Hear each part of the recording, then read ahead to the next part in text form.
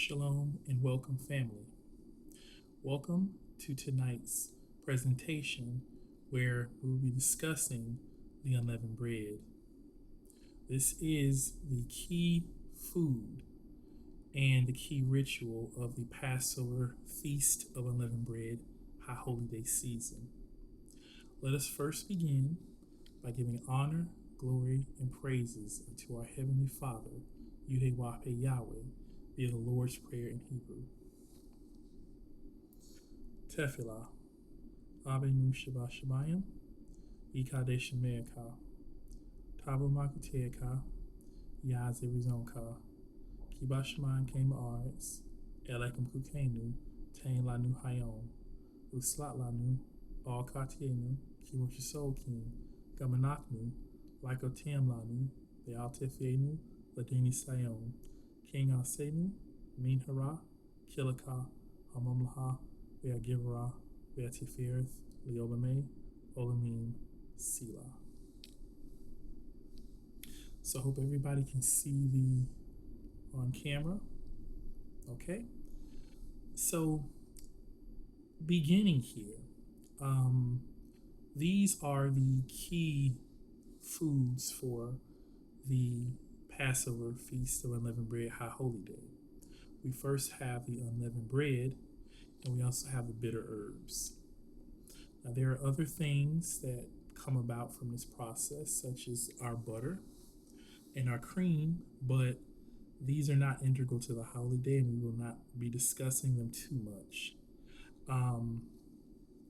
The Feast of Unleavened Bread is technically the second of the year's high holy days. It comes directly after Passover. Passover is a single night, and the Feast of Unleavened Bread is 7 nights. It is during the Feast of Unleavened Bread that we are commanded to eat unleavened bread every day.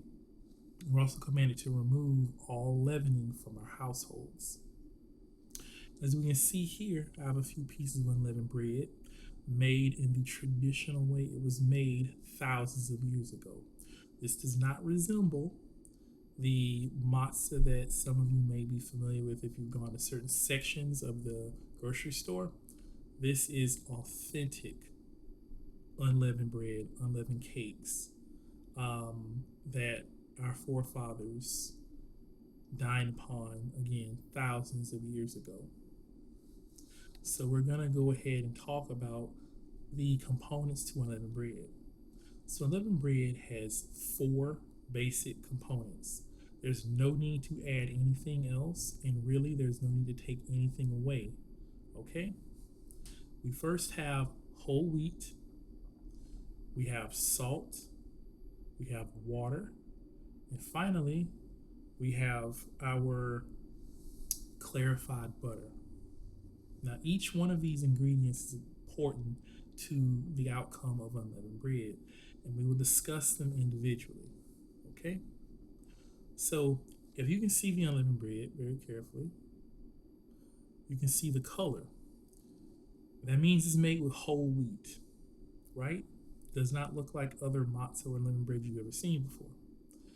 The reason for it is a whole food, and it is a food directly from the Creator Yahweh. Wheat comes directly from the Creator, as does things like corn, your fruits, your vegetables. So there's no need to break it apart. Everything is there for a reason, and everything plays a role, right? It's reminiscent, actually, of, when I look at the bread and look at all the texture and everything on the bread, it's reminiscent of a particular verse in the Bible, Psalms 19:7. And paraphrase it, it says that the law of the Lord Yahweh is perfect in restoring or converting the soul. And the thing is, much like anything that comes from the Creator Yahweh, it is perfect in its original state. Okay? Now, that may clash with modern doctrines, but Yahweh does not make mistakes, and everything he produces in its original state is exactly as he intended. And it's for this reason that we use whole wheat. It represents the whole word of the Creator Yahweh, right? Not just, the calories.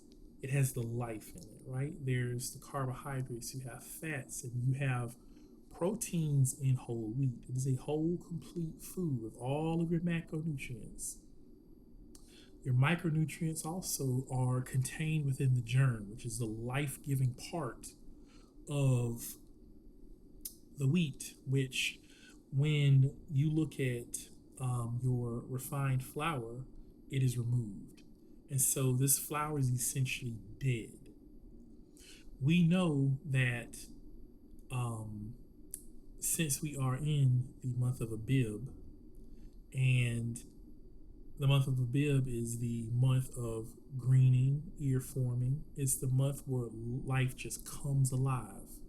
It only makes sense to eat living foods. So we use whole wheat. One of the practical reasons why we use whole wheat as well is that this bread has much more flavor than any bread would if it just used refined flour. But also, your fiber, your proteins, all those things help the bread stay on you, right? They also help the bread to clear your system properly, and so you don't get constipation. Because remember, you won't be having any other types of leavened products during the 7-day period. Okay? The next component, of course, is water. There's no need to go too much into that. Water is water. It is necessary for life. You can't get around it, period, no matter what you do. All right? The next component here is our clarified butter. And that's when things get a little bit interesting. Some of you who saw the previous post, you got to see this buttercream that is a byproduct of creating clarified butter, right? So I must help the family to understand with unleavened bread here. There's a deep spiritual component in every part of it. And one of the most interesting ones lies in the butter. So how do we know that they use clarified butter? Well, we can't know 100%, but we can deduce that they likely used it, because if you leave butter whole, then the cream portion will cause the butter to eventually go rancid. The actual fat portion of the butter can last a very long time. And is usually kept, like I have some here that I'll pull it over. I have some here, and this sits at room temperature at all times. You get it a little bit warm, it starts to liquefy. But this is very nice butter, and it is actually integral to unleavened bread being the way it is, because this butter has this clarified butter, the way we do it, has a somewhat sweet and smoky, this rich aroma to it that gives the unleavened bread something special. The butter, you have to melt the butter down, and when you melt the butter down, it begins to create a top layer, right? And the word for butter in the Bible is actually hema, and it means like something along the lines of to join together. And this should make sense to you, because when you churn butter from your cream, your milk, the fat globules are separated, and churning it causes them to come together. And so this is how we know that this is what we mean by butter. But they talk about something else in the Bible, something that goes by either cream or cheese. And this particular word is shafah, and it means clarifying. And if you've ever clarified butter, and you've scraped off the top layer, which interestingly enough, this root comes from a word which means to scrape off or to clear off the top. When you do that, you come to find a sweet, creamy layer that you can save and for a short amount of time, and you can eat with other things. Um, we typically use unsalted butter, so you add a little bit of salt back to the creamy layer, and then you can use it on top of your vegetables, specifically things like potatoes, broccoli, and it's excellent. But you'll notice something interesting. Of all the components of unleavened bread, there's only one component that we as a people modify, and it's the butter. It's because the wheat, the water, and the salt, they come from the Creator Yahweh, and they are perfect as is. Butter, on the other hand, is something that mankind derives. So that also goes into the word, right? 2 Timothy 2:15 is what comes to mind. Study to show ourselves approved, a workman need not be ashamed, rightly dividing the word of truth. Right? Because when mankind puts his hands in things, he tends to mess it up. He tends to add his own flavor, add his own problems into it. And so we, when investigating anything that is from man, have to do our due diligence and rightly divide the word of truth from that which is not. And so in this case, it also is much like Ecclesiastes chapter 3, in that there is a time and season for all things.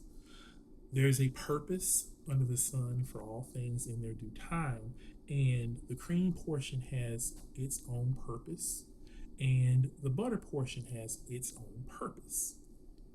And so the purpose in the bread is for the butter portion.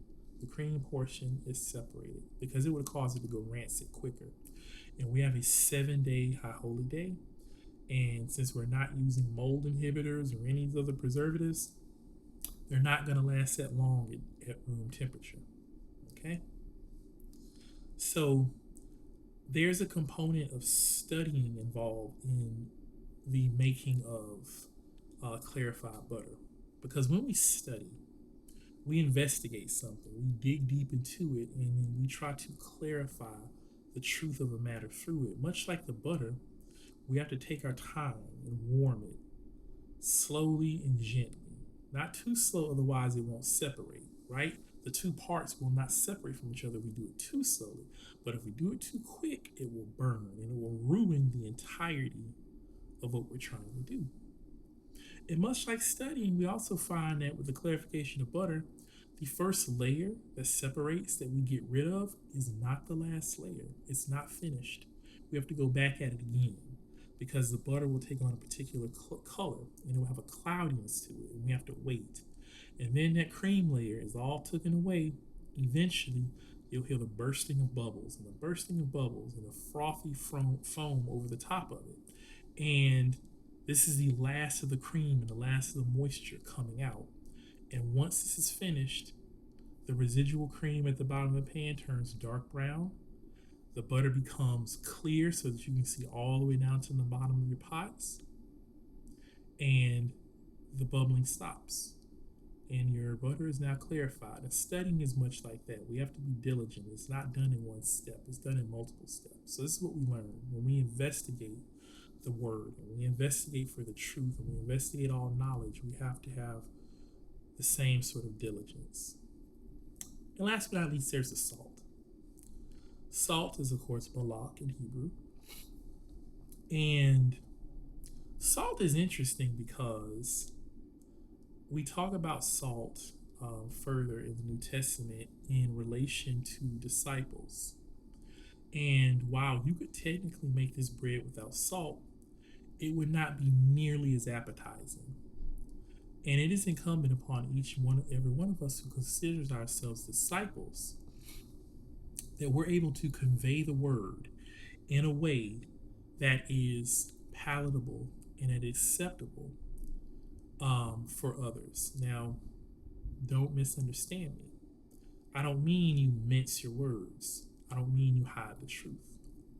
What I mean is that you don't let yourself get between the hearers of the word you're trying to convey in the word itself. Because that is a grave thing for people to turn away from the word because of you. You give the word in its pure form and you know how to convey the word. The same way you convey food to a child and you flavor that food for the child so that he will eat. And then later, one step at a time, you begin to present that food to that child in a more pure fashion and they will be able to accept it. That is what it is. That's salt for you. We have to bring savor to the word when we convey it. We cannot allow our own selves to get between the word and those who hear it. So we have those 4 ingredients of the unleavened bread here. And then we also have here, we have the bitter herbs of Aurora. And that is the same root as the name Mary or Miriam. It means something that's bitter or acrid. And it specifically denotes, as we've always said, the bitter and harsh times that we've gone through in Egypt, spiritual Egypt, right? Spiritual bondage, bondage to sin, bondage to transgression, bondage to the breaking of the laws, statutes, and judgments of the Creator Yahweh. This represents all the bitter and hard times we go through, and that's why we eat it as well. And the unleavened bread, right, the matzah, comes from a term which means sweetness, right? And it means sweetness through the idea of a child greedily suckling on the breast, suckling on the milk. And so we understand something very interesting in that just the same way we must remove the old lump and start new when we make unleavened bread, we also get the idea that we come back, right, as children. And that's part of what this whole High Holy Day is about as well. Having perfect and unimpeded faith in the Creator, because you kind of had to have it. Let's think about it for a moment. The children of Israel were in Egypt, and they had come to Egypt because there was a famine in the land. So they were able to come there. There was housing. There was food, right? So there was comfort in Egypt. And it takes a leap of faith to walk away from all that comfort and to trust a creator, a God, a being, Yahweh, that you cannot see, to go out into the wilderness without any guarantee of where you will be 1 week from today. So we get this in unleavened bread. Unleavened bread is also a joyous thing to eat. It's something that our forefathers enjoyed eating, but it was only eaten during the High Holy Days because the unleavened bread, much like the rainbow, became a sign between us and Yahweh after the flood. Well, the unleavened bread became a sign of our hasty exodus out of Egypt at that time. That's not the first time we saw unleavened bread.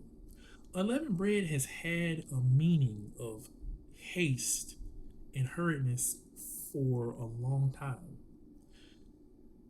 When the Creator Yahweh finished his work on the 7th day and rested, he hallowed that day. And from that point on, number 7 became hallowed in our culture.